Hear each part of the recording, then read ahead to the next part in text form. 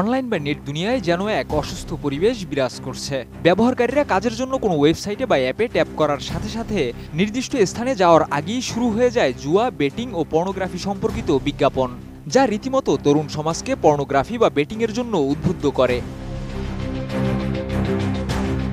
তাই সরকার আবারও নতুন করে পর্নোগ্রাফি ও জুয়ার বিজ্ঞাপন সম্পর্কিত কড়া নির্দেশনা জারি করেছে। নিষেধাজ্ঞা থাকা সত্ত্বেও কিছু online platform, website, mobile application, সামাজিক যোগাযোগ মাধ্যম এবং ইলেকট্রনিক মিডিয়া জুয়া, বেটিং ও পর্নোগ্রাফি সম্পর্কিত বিজ্ঞাপন ও প্রমোশনাল কন্টেন্ট প্রচার করছে। এসব কার্যক্রম সাইবার সুরক্ষা অধ্যাদেশ 2025 এবং পর্নোগ্রাফি সম্পর্কিত আইন 2012 এর পরিপন্থী এবং দণ্ডনীয় অপরাধ হিসেবে গণ্য করা হচ্ছে।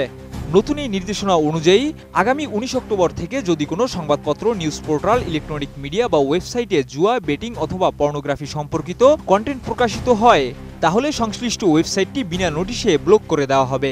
এই নির্দেশনা জারির পর দেশের বেশ কিছু পত্রিকা ও নিউজ পোর্টাল তাদের গুগল অ্যাডসেন্স নীতিমালা পরিবর্তন করেছে এবং এজন্য সরকারের পক্ষ থেকে তাদের ধন্যবাদও জানানো হয়েছে।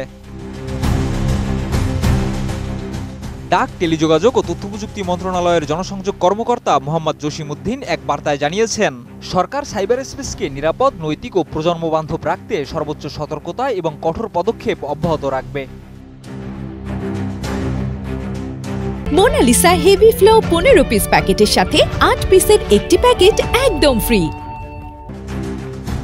এই পদক্ষেপের আওতায় অপরাধ তদন্ত বিভাগ, সিআইডি, বাংলাদেশ টেলিযোগাযোগ নিয়ন্ত্রণ কমিশন, বিটিআরসি, জাতীয় সাইবার সুরক্ষা এজেন্সি, এনসিএসএ, জাতীয় টেলিযোগাযোগ পর্যবেক্ষণ কেন্দ্র, এনটিএমসি, জাতীয় নিরাপত্তা গোয়েন্দা, এনএসআই এবং Bangladesh financial intelligence unit, BFIU যৌথভাবে কাজ করছে।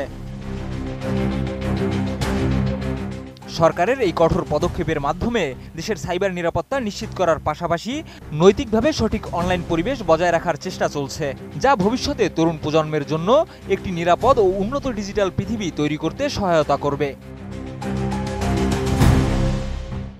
শিহাব ইসলাম, এটিএন নিউজ।